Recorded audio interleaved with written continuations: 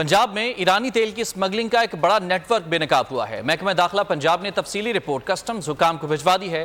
بلوچستان کے پی کے 13 روٹ سے سمگلنگ کی جا رہی ہے۔ مزید جانیں گے ملک کے نمائندہ جعفر بن یار سے۔ جعفر، یہ بڑا انکشاف ہوا ہے، کیا تفصیلات ہیں؟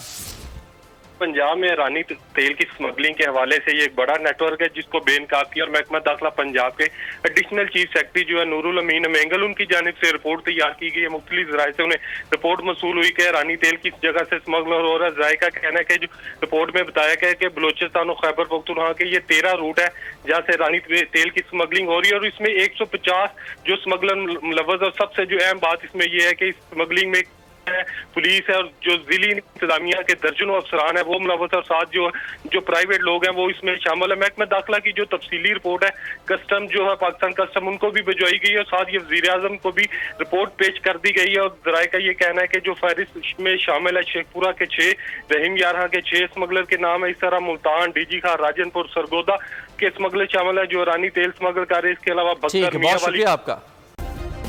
سبسکرائب کریں اور بیل دبائیں تاکہ کوئی خبر رہ نہ جائے۔